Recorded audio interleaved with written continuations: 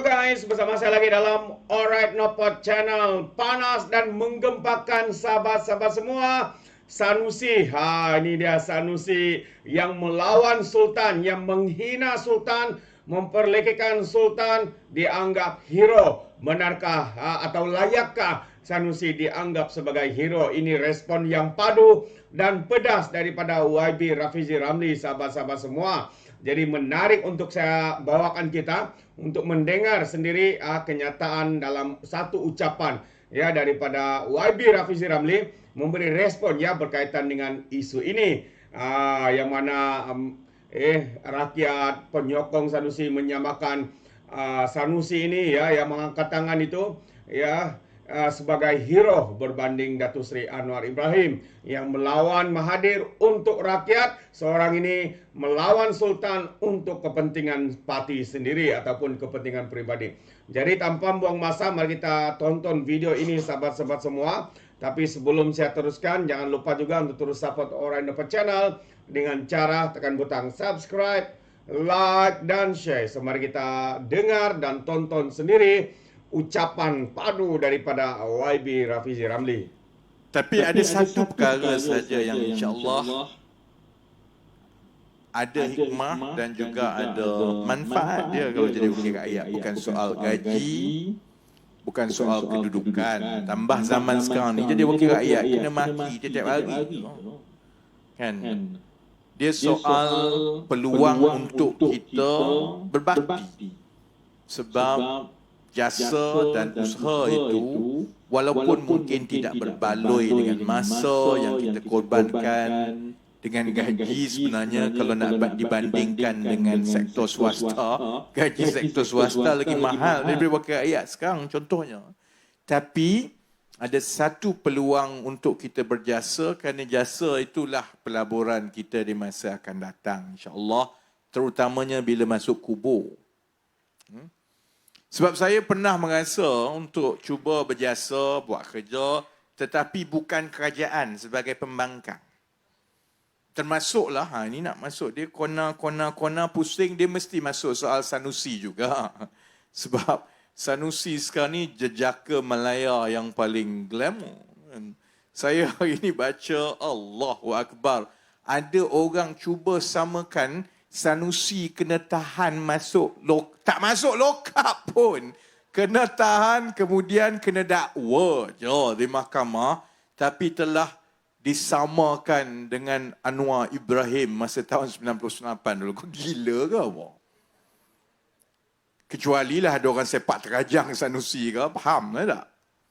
Tapi dulu, masa pembangkang dulu, daripada saya sebelum jadi wakil rakyat, kemudian jadi wakil rakyat, kemudian tak jadi wakil rakyat balik. Bila kita nak bawa suara dan kita nak bawa kebenaran, nak sampaikan kepada masyarakat, selalunya memang kita berdepan dengan macam-macam cubaan. Saya 14 kali, 14 kes di mahkamah. Berapa kali masuk lokap tu aku tak kira dah. Keluar masuk. Ada yang 2 hari, ada 3 hari. Paling lama saya ingat 5 hari saya di dalam lokap. Segala jenis benda. Ini nasihat kepada Sanusi. No? Semalam dia bernasib baik sebab dia kena tahan. Kemudian tak masuk lokap, terus kena dakwa. Kalau dia tak jaga mulut, kena tahan sekali lagi. Kalau dia kena masuk lokap, saya boleh kongsi pengalaman sikit lah. Jangan mandi. Sebab mandi kat situ kau kena bogel. Tak suka lah kan. Jadi saya kalau bab masuk lokap ni 4-5 hari tidur semua tu tak ada masalah. Sebab tak ada telefon, kita pun gemuk, tak boleh makan, kurus sikit. Cuma bab mandi ada masalah. Baik. Saya sebut yang itu kerana politik kita dan juga pertandingan tawar-menawar kepada rakyat ini di antara kerajaan perpaduan di satu pihak dengan Perikatan Nasional ni, dia dah jadi makin gila. Dia dah menyimpang jauh daripada perkara yang waras dari sedari. Saya ambil contoh Sanusi hari ini. Dia kena tahan pukul 3 pagi. Kemudian dia kena dakwa. Jadi kecoh pasal Kerajaan Perpaduan, Pakatan, Barisan Nasional dan rakan-rakan kita dalam Kerajaan Perpaduan ni takut dekat Sanusi sampai tangkap dia dan dakwa dia. Kau gila ke apa? Sanusi itu Maharaja lawak kita. Lagi lama dia ada berkempen, lagi banyak undi kita dapat insya-Allah. Dia tak nak mengaku bahawa dia mulut celupa. Dia ahli politik ni, saya faham lah, saya dah terpentas ceramah ni daripada umur 21, 22, daripada zaman dulu lagi dah. Dia ada bahaya duduk pentas ceramah ni. Sebab bila duduk pentas ceramah ni, dia tak banyak beza dengan orang boxing dalam boxing ring, dalam gelanggang. Saya masa zaman di luar politik 4-5 tahun lepas, saya ada masa sikit, jadi saya belajar kickboxing. Setiap minggu pergi kickboxing. Kalau duduk dalam gelanggang, boxing, memanglah tumbuk orang sedap. Pukul orang sedap. Tambah pula, kalau ada keliling kat bawah tu, penyokong-penyokong macam walaun. Buatlah apa dia sokong. Ya, bagus. Lagi main kotor, lagi sepak, lagi jahat. Dalam gelanggang boxing, lagi kuat dia tepuk. Dia sama, saya ingat. Sanusi ni dia dah dapat penyakit tu sikit. Bila dia duduk atas pentas, lagi celupa mulut dia, dia tengok geng-geng walaun semua ni suka, dia rasa dia lagi hebat. Masalah dia, celupa tu biar bertempat lah. Dulu kau celupa pasal gigi aku tak kisahlah. Kau suka lah. Komen pasal gigi saya tak kisahlah. Saya jumpa dia, saya tunjuk gigi. Gigi siapa lagi cantik? Dia macam hehehe. Lepas tu dia komen, dia nak kata Menteri Besar Selangor Amir tak cukup inci. Tak apalah. Memang Amir tak tinggi mana pun. Jadi tak ada isu. Tapi kau naik share hebat sangat. Bila mula komen tentang Susur Galuh Sultan. Komen tentang yang mempersoal dan memperlekehkan bukan soal keputusan Sultan semata-mata. Dia sebenarnya mempersoalkan institusi raja dalam konteks perlembagaan negara. Jadi kalau contohnya saya yang cakap macam tu, mampu dah aku lama lah. Kalau saya yang kata macam itu, PAS ni dah minta keluar beratus-ratus ribu bergerak atas jalan dah pun. Saya memang kena lari masuk gua, dah takut aku nak keluar. Ini bila dia sebut. Dan yang dia sebut itu ialah perkara yang sensitif. Bukan saja kurang hajar, bukan saja biadab, tetapi meletakkan satu petanda yang tak baik dan teladan. Kalau teladan ni benda baik. Benda yang tak baik untuk teladan, bahasa Melayu panggil apa? Tengok semua tak tahu. Saya pun tak tahu. Dia menunjukkan teladan yang tak baik kepada yang muda-muda. Kalau yang pimpinan menteri besar boleh perlekehkan Sultan, kau ni gila ke apa Sanusi? Kau nak pergi menang negeri Selangor. Kau masuk negeri Selangor. Kesianlah Azmin gigit jari sekarang. Habislah aku cita-cita aku nak jadi menteri besar. Jangan terkejut Afif nak bertanding balik kat Sabang Jaya lepas ni. Sebab masuk negeri orang, hormat, ketuk pintu, cakap baik-baik, nak bertembung politik tak ada masalah. Tapi bila kamu biadab, dan dalam soal dia tu, dia biadab dia tu ialah sampai menyentuh soal perlembagaan negara. Bila kamu tanya dan perlekehkan tentang fungsi dan kewibawaan institusi raja dalam menentukan pimpinan negara, itu soal sensitif Melayu pun ada, soal sensitif Islam pun ada, soal melanggar perlembagaan pun ada. Jadi tak ada kena-mengena dengan kerajaan ke, Perdana Menteri ke, soal arah ke. Masalahnya kamu langgar undang-undang yang jelas. Jadi saya tak boleh bercakap bagi pihak polis. Saya pun tak tahu apa jadi. Saya duk sibuk berceramah. Cuma saya nak beritahu begini. Kalaulah saudara-saudari, adik kakak yang duk dengar kat luar ni, Yang dok kesian, Allah kesiannya Sanusi. Hero-nya Sanusi. Saya nak tanya satu benda. Kalau undang-undang itu dilanggar dengan jelas dan kita bertanggungjawab menjaga kedaulatan undang-undang dan menguatkuasakan undang-undang. Kalau orang yang besar macam menteri besar hanya sebab dia rasa dia popular, dia boleh langgar undang-undang macam tu. Kalau tak diambil tindakan, akhirnya undang-undang jadi macam mana? Cuma saya nak nasihat kepada Sanusi. Saya faham dia jadi macam itu sebab dia rasa hebat dan dia nak jadi hebat. Betul. Nak jadi hero, boleh macam itu. Langgar sana, kacau sini, tak ada masalah. Tapi kena bersedia untuk terima akibatnya. Saya dulu lain. Aku kena 14 kes, berpuluh kali masuk lokap, turun naik sampai 12-13 tahun, turun naik mahkamah. Dia bukan soal celupa dengan raja. Dia bukan soal langgar undang-undang nak jadi hero. Saya masuk lokap dulu, masuk mahkamah kena charge sebab mempertahankan wang rakyat. Dia lain. Sebab itu bila saya masuk lokap, kawan-kawan abang polis pun baik, boleh sembang. Saya siap boleh bagi ceramah lagi dalam balai polis. Saya ingat bila banyak kali sangat dah saya duk keluar masuk lokap, polis tahu kesian saya, masalah saya hanya mandi saja. Saya tak nak mandi dalam lokap. Akhirnya yang kes-kes akhir-akhir yang 1MDB tu, saya ingat lagi, polis, abang-abang polis, terima kasih yang dekat IPD Dangwangi, yang dekat lokap Bersepadu Jinjang, dia orang semua susun. Pagi-pagi dia bawa saya, dia tengok tak ada orang, dia kunci bilik air, dia suruh saya mandi dekat bilik air di IPD. Sebabnya kalau kita masuk lokap, kita kena charge atas perkara yang betul, iaitu contohnya mempertahankan wang rakyat, melawan geng-geng yang curi duit rakyat, mendedahkan korupsi. Dan fahamlah, polis pun kesian. Ni kamu kurang hajar, biadab.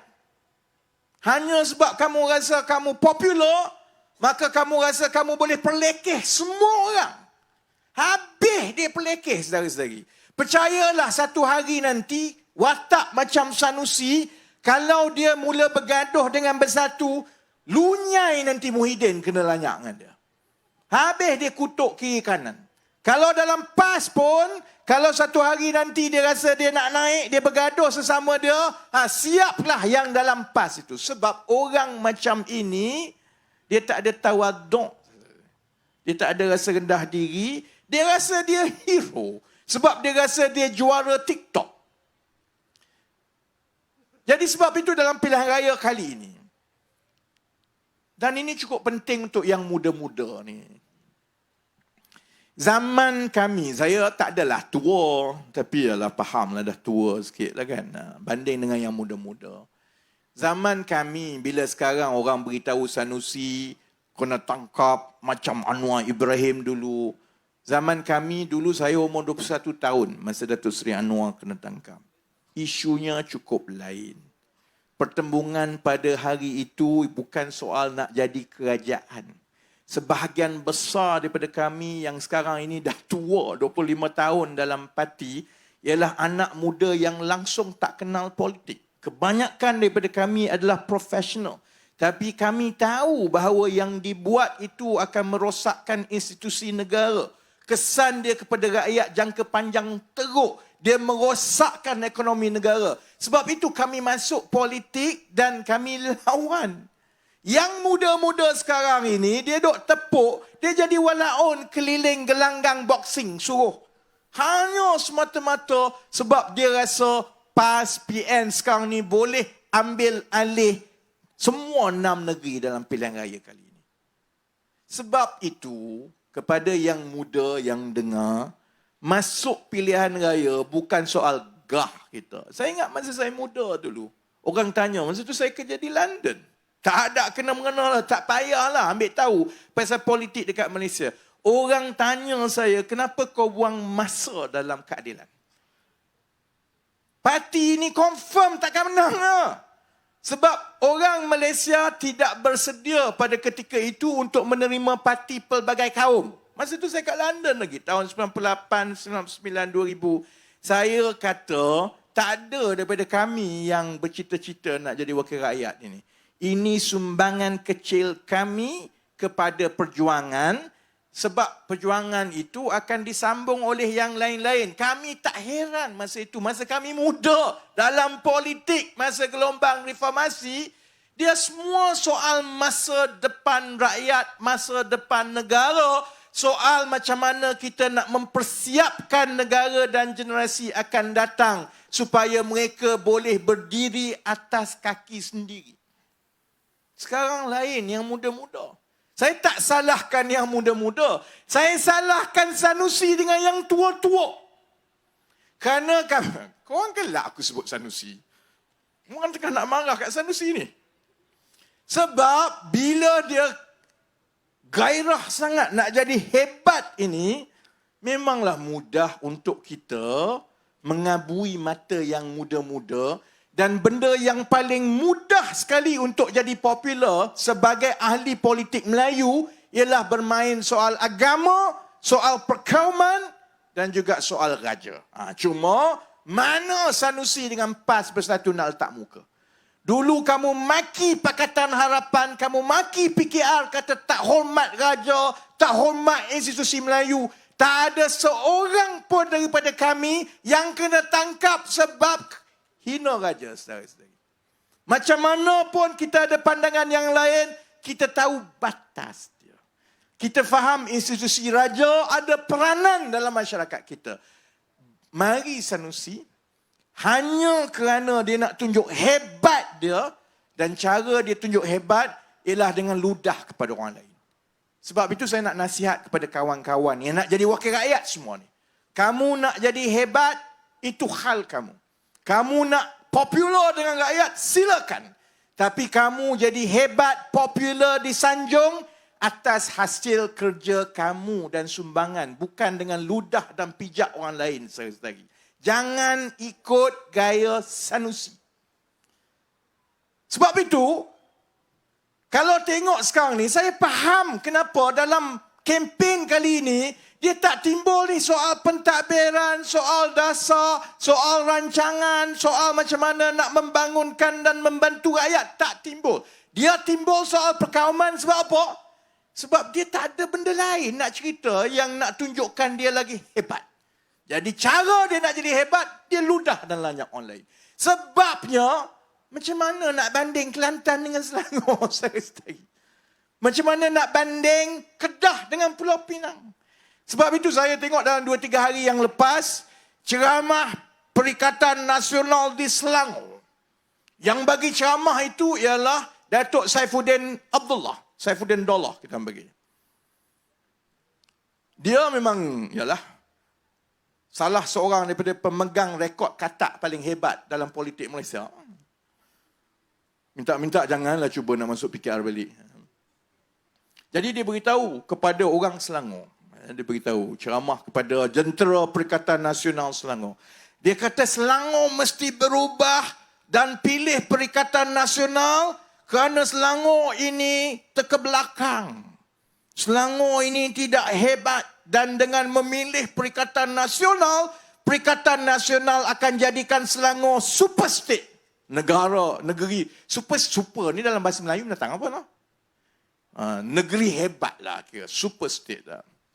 Saya masa tu tengah buat kerja semua kan. Nasib baik lah bukan satu pentas dengan saya macam Sanusi hari tu. Kau tak aku dah jawab dah. Yang kau nak tunggu ambil alih Selangor nak buat jadi super state tu buat apa? Kan kamu dah ada 3 negeri. Ada Kedah, ada Kelantan, ada Terengganu. Kelantan kamu dah jaga 33 tahun.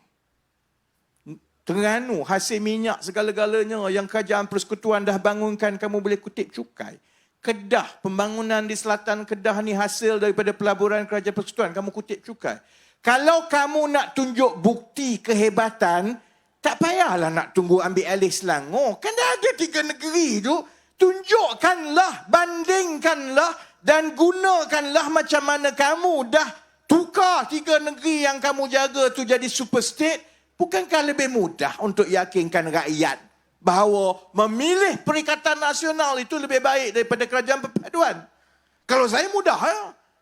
Kan senang jadi Pakatan Harapan. Kita kempen, kita beritahu kepada orang, tengok orang di Selangor, saudara-saudari, sumbangan pertumbuhan ekonomi paling tinggi kepada negara, 25%. Tengok Selangor, gaji purata paling tinggi di Malaysia. Tengok Pulau Pinang, tempat perindustrian, orang daripada Kedah, Perak, semua pergi kerja kat Pulau Pinang. Tengok Negeri Sembilan, walaupun negeri kecil, tak dapat peruntukan tinggi macam Kelantan, Terengganu, tapi hasil dan juga kesejahteraan rakyat, pendapatan rakyat jauh lagi baik daripada Kelantan, Terengganu, Kedah yang dapat peruntukan lagi banyak. Kan mudah kerja kita. Tengok Selangor, walaupun ada kampung, ada desa, ada bandar, tapi berjaya ditadbir dan terus berkembang. Walaupun bukan semua Selangor tu sebenarnya bandar macam yang disebut. Bayangkan kita nak jadi Sanusi ni, kempen ni, dia nak tunjuk hebat dia. Sebab dia yakin dia akan terus jadi Menteri Besar dan kekal di Kedah. Lani ni dia nak yakinkan orang Selangor. Kalau saya lah jadi Sanusi, kalau betul-betul hebat dia jadi Menteri Besar di Kedah, mudah je.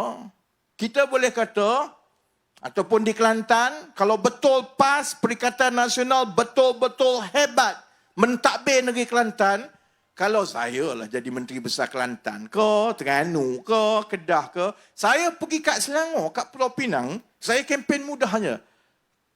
Abang kakak tak payah dengar panjang-panjang, ambil masa 2 bulan, abang kakak pergi duduk di Kelantan. Rasa sendiri duduk di Kelantan. Pindah daripada Selangor, pergi duduk di Kelantan. Sebab jamin, lepas tu abang kakak, lepas tu tak nak dah minum kopi seumur hidup. Tiap-tiap hari. Percuma. Ataupun, kalau Kedah, boleh beritahu kat orang Negeri, tak payahlah duduk Negeri. Pergi duduk dekat utara Kedah. Tanam sawah dekat Kedah. Tengok macam mana kayanya boleh jadi pesawah di Kedah. Kan mudah berkempen macam tu. Masalahnya dia sendiri pun tahu rekod pentadbiran dia memang tak boleh nak dibandingkan. Kelantan, Terengganu, Kedah masih lagi negeri yang dikira antara negeri paling miskin di Malaysia. Nak kata tak bagi peruntukan, dah bagi. Nak kata tak ada hasil, Terengganu ada hasil minyak yang banyak. Kalaupun dia nak bergaduh, kononnya, tapi hasil minyak tak bagi kat kami. Saudara-saudari, bila Kerajaan Persekutuan dan Petronas bina kilang, bina loji, bina segala kelengkapan, yang kutip hasil cukai itu ialah kerajaan negeri. Kalau di Kulim High-Tech, bila Kerajaan Persekutuan buka untuk buat industri-industri moden, yang kaya dan kutip hasil tu ialah kerajaan negeri. Premium tanah pun kerajaan negeri ambil. Cukai tanah pun kerajaan negeri ambil. Cukai pintu pun kerajaan negeri ambil. Apa lagi yang tak cukupnya? Tapi kenapa sampai sekarang Kedah masih lagi negeri yang miskin. Kelantan masih lagi negeri yang miskin. Terengganu masih lagi negeri yang miskin. Dan dalam rekod macam ini, sebab tu saya kata gila lah besar kepala dia orang ni. Kalau saya muhasabah. Saya bagi contoh lah. Saya timbalan Presiden PKR. Saya Menteri Ekonomi. Saya boleh je buat gila kata, aku nak bertanding jugalah adun. Kod-kod saya nak jadi Menteri Besar jugalah. Saya daripada dulu bila orang tanya, YB tak berminat ke untuk jadi Menteri Besar ke, untuk jadi adun ke? Saya kata gila, kerja aku dah banyak gila dah. Yang saya ada ni pun tak terbuat. Sebelum saya nak fikir benda-benda lain, yang saya ada ni pun beban tu dah banyak. Kena buat kerja yang ini dulu daripada kita pergi cari masalah yang lain. Benda itu tak ada dalam kepala pimpinan menteri besar yang Perikatan Nasional semua ni. Yang negeri kamu ada tu pun banyak masalah. Selesai masalah yang itu dulu. Tapi masalahnya, dia rasa dia hebat.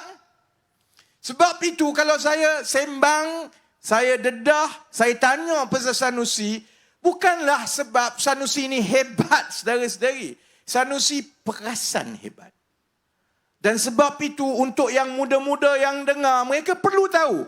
Tak susah pun nak tunjukkan yang Sanusi ni perasan hebat. Dan dia perasan hebat itu adalah untuk tutup kelemahan pentadbiran mereka. Saya bagi contoh bila dia duduk sepentas dengan saya. Depan semua pegawai kerajaan Kedah dan Persekutuan ni. Awal-awal dia juga yang cari pasal. Masa aku bagi ucapan awal-awal tu, saya tak sentuh dia langsung. Saya cerita pasal perancangan ekonomi, gini-gini tak. Oi, mari zaman dia, sikit pun nak tunjuk dia celupa.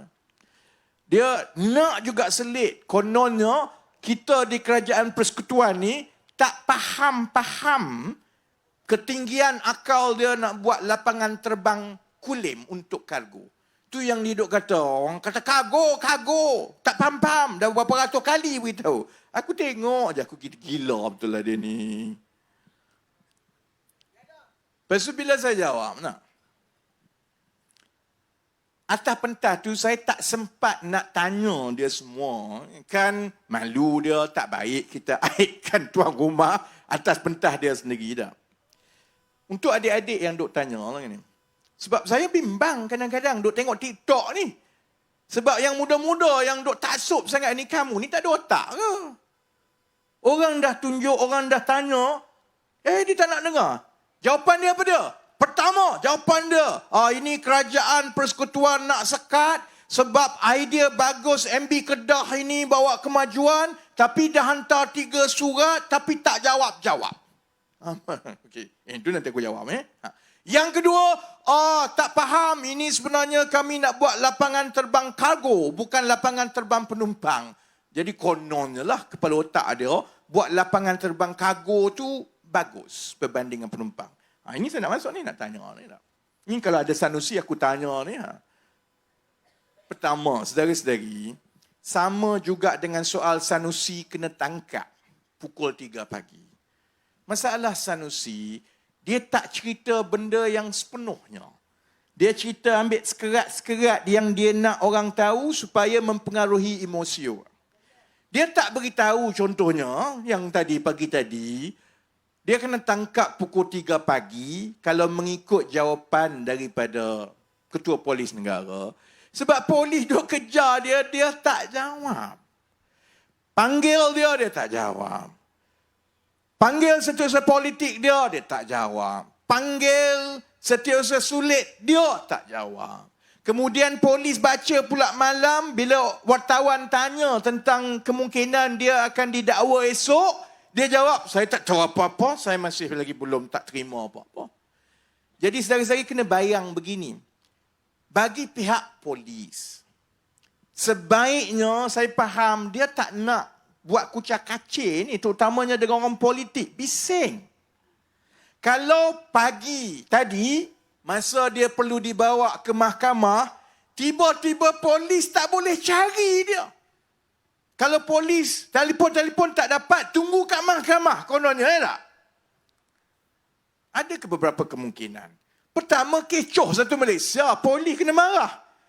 Mahkamah marah. Kenapa kamu yang patutnya orang kena dakwa tu, kamu tak boleh serve awal and suruh dia datang. Itu satu, kecoh. Lagi polis nak kena menjawab.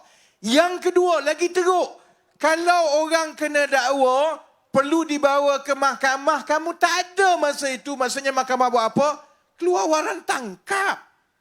Tak ke kerja gila mahkamah keluarkan waran tangkap kepada Menteri Besar Ketika? Kecuali memang Sanusi nak suruh tangkap dia macam itulah. Jadi memanglah polis cari-cari tak jumpa semua. Lala bila dia dapat tahu, dia pergi tangkap lah. Baik Dia tak cerita tau Sanusi. Dia tak cerita polis cuba telefon dia, cuba telefon sesiapa politik dia, seselit dia. Dia tak cerita. Dia cerita, dalam Malaysia kini sudah tidak ada kebebasan bersuara. Awak tak ada yang kuduk maki gigi aku lah, kata orang kurang inci. Kau suka dia nak kata apa? Nak bebas macam mana lagi bersuara? Segala jenis benda. Siapa dalam Malaysia ini yang Sanusi tak hina saudara-saudari? Okey.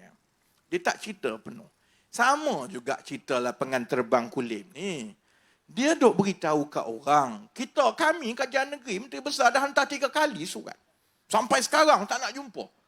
Itu niat jahat tu sebenarnya. Sebab tak nak bagi kemajuan kepada negeri Kedah. Sebab, ni dalam ayat Sanusi sendiri ni. Sebab dia dengki. Dia tak nak projek lapangan terbang ni berlaku masa kita jadi kerajaan. Ayat Sanusi. Dia tak cerita-cerita penuh.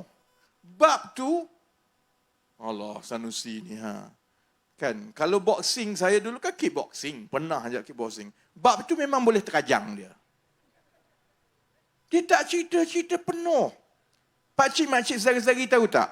Bila kali pertama cadangan lapangan terbang Kulim ni keluar?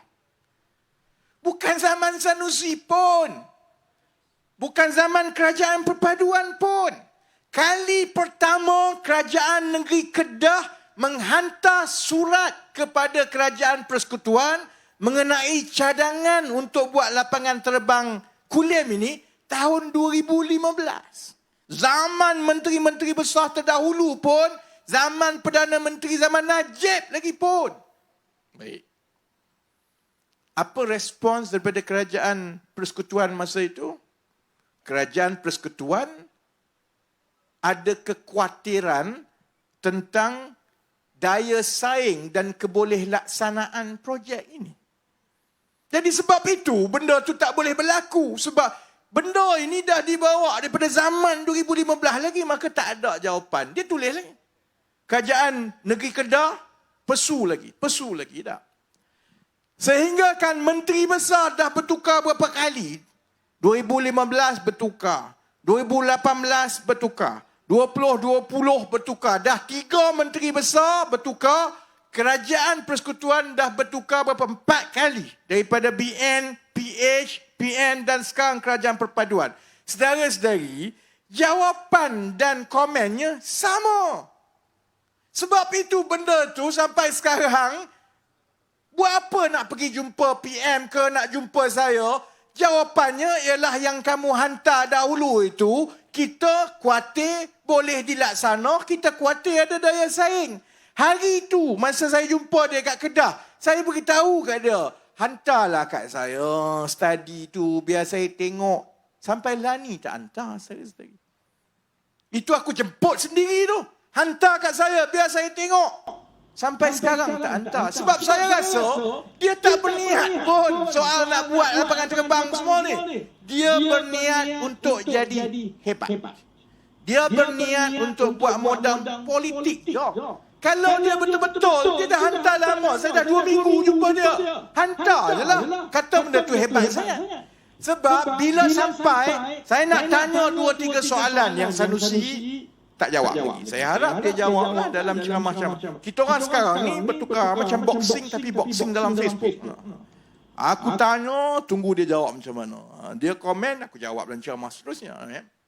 Baik, saya tak sempat tanya soalan-soalan ni kan. Saya pernah sebut, nak buat lapangan terbang ni, kena tahu sebenarnya siapa sebenarnya yang nak pakai kargo udara ni. Dia duk cerita kepada walaun ni, seolah-olah kalau buat saja lapangan terbang kargo, itu hebat berjaya. Sebab ini bukan lapangan terbang penumpang. Aku pun tak faham logik kok mana menjadi macam tu. Jadi saya tanya soalan seterusnya, ni siapa sebenarnya yang nak pakai lapangan terbang kargo ni? Cuba beritahu. Nak hantar apa, nak pakai apa? Sampai sekarang tak jawab dah. Saya nak tanya soalan seterusnya. Sebab nak buat lapangan terbang yang akan mendarat dan pakai lapangan terbang kargo itu, dia mesti ada daya saing ekonomi supaya dia tak bankrupt. Supaya dia boleh terus beroperasi, supaya dia buat untung. Baik, saya nak tanya, nak tahu untung rugi buat operasi hantar kargo ni, kena tahu berapa harga kargo udara 1 kilo. Ada orang kat sini tahu? Ada orang tahu berapa? Satu, kau nak hantar daripada Penang ke US, 1 kilo kargo udara, berapa ringgit kena bayar? Ada orang tahu? Tak apa, jangan malu korang tak tahu. Sebab Sanusi pun tak tahu. Tahun 2019 dulu, sebelum COVID, harga dia lebih kurang RM19 sekilo lah macam tu. Jadi kalau hantar 100 kilo, jadi 1,900 dah orang hantar. Masa zaman COVID, charge itu naik mendadak menjadi lebih kurang RM100 1 kilo. Ini macam masa tu, jadi kira kapal-kapal terbang kargo ni dapat permintaan yang tinggi, buat untung. Sekarang lepas COVID, harga dia pakcik-makcik tahu, adik kakak tahu turun berapa. Dia turun lebih rendah daripada zaman sebelum COVID 2019. Dia dah turun sekitar RM10 1 kilo. Baik. Jadi apa kena mengena? Ni walaupun duk tanya ni budak-budak. Jadi apa kena mengena dengan lapangan terbang ni? Apa nak kena? Kita nak tentukan daya saing dan kebolehaksanaan secara ekonomi. Sebab kita tak nak menatang tu jadi gajah putih. Kita nak pastikan kalau ada lapangan kargo sehebat yang Sanusi kata tu, ni syarikat-syarikat kargo udara ni dia mesti ada untung lah. Jadi untung itu mesti bergantung kepada harga, berapa harga kargo udara 1 kilo. Jadi macam mana nak untung saudara-saudari? Kalau daripada RM100 1 kilo, lebih kurang setahun setengah yang lepas, sekarang tinggal RM10. Saudara-saudari tahu tak? Syarikat yang paling sekarang ni susah, ya, yang berdepan dengan kesukaran ekonomi, ialah syarikat kargo udara. Baik, ni ada kena-mengena nak menjawab yang kehebatan Sanusi kata kalau buat lapangan terbang kargo maka hebat, maju. Saya nak jawab macam tu. Kenapa sebelum COVID dia RM19-20, mari COVID dia naik RM100, kemudian dia jatuh RM10 sekarang. Sehingga menyebabkan kargo udara, syarikat-syarikat kargo udara dia berhadapan dengan masalah kewangan. Kenapa? Zaman COVID, syarikat penerbangan penumpang tak boleh terbang. Sebab COVID, kan? Jadi masa itu, jumlah penerbangan udara sangat sedikit. Bila jumlah penerbangan udara itu sedikit, maka orang, peniaga, bila dia nak hantar kargo secara emergency daripada sini ke US ke Jepun ke, dia tak ada pilihan, dia kena pakai syarikat kargo udara. Jadi sebab itu harga dia naik mendadak. Tak? Sekarang ni semua orang boleh terbang. Jumlah penerbangan penumpang naik mendadak sudah hampir sama kepada zaman sebelum COVID. Bila kapal terbang penumpang ni makin banyak keluar masuk, saudara-saudari ingat, bila kita naik kapal terbang tu, kita duduk kat atas tau. Bawah tu kan letak luggage bag kita. Saudara-saudari ingat, dekat bawah tu hanya letak bag kita ke? Dekat situlah orang letak kargo. Sebab itu bila jumlah penerbangan penumpang naik balik mendadak, maka tawaran kepada kargo udara ni pun makin banyak. Bila makin banyak, sebab itulah harga kargo udara makin rendah. Kerana amalannya, syarikat-syarikat lebih banyak menghantar kargo udara pakai kapal terbang penumpang. Ngok punya Sanusi. Bab itu pun kau tak cek dulu. Siapa pergi beritahu kat dia ni, kita boleh buat lapangan terbang kargo khusus dan akan kaya raya. Mana ada dalam rantau ni? Cuba beritahu kat saya satu lapangan terbang kargo. Ni Sanusi kena jawab ni. Macam mana? Syarikat mana yang kamu nak tarik? Penerbangan mana kamu nak tarik? Suruh pergi letak dekat lapangan terbang ini. Dalam keadaan sebenarnya kargo udara itu lebih banyak menggunakan kapasiti penerbangan penumpang. Bukan kargo khusus.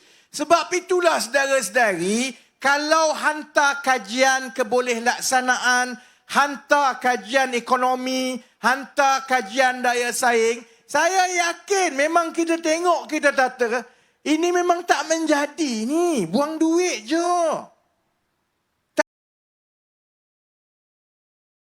Terbaik sahabat-sahabat semua, itu dia pencerahan padu daripada YB Rafizi Ramli. Yang pertama tadi tentang kebobrokan. Ya, Sanusi yang hari ini dianggap kononnya jadi hero kepada penyokong-penyokong PAS, kepada penyokong-penyokong Sanusi. Hero kerana apa? Hero kerana melawan Sultan Selangor, memperlekehkan Sultan Selangor yang di Pertuan Agong, sahabat-sahabat semua. Inilah yang mereka anggap sebagai hero dibandingkan dengan Datuk Seri Anwar Ibrahim yang dipenjara, dipukul, diterajang, ya, dan berbagai lagi perkara yang dilakukan ke atas beliau. Itulah sebenarnya yang mereka cuba memberikan persamaan kepada Sanusi ini. Sedangkan Sanusi ini hanya ditangkap, didakwa, ya, belum pun masuk penjara. Dan perkara yang beliau didakwa itu pun bukan kerana melawan untuk hal rakyat, tetapi menjadi penderhaka dengan mempertikaikan Sultan Selangor dan juga yang di Pertuan Agong.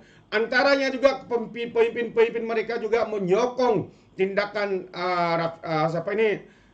Sanusi ini, sahabat-sahabat semua. Ini yang agak memberikan kita terkejut ya dengan perkara itu. Dan bukan itu saja, penyokong-penyokong Sanusi juga mula bertindak liar. Ya, apabila mereka mula membuat posting di media sosial. Jadi saya ingin membacakan satu kenyataan posting daripada penyokong Sanusi yang bernama Wan Nur Ain. Ya, Wan Nur Ain, tidak tahu nama sebenar atau akaun palsu.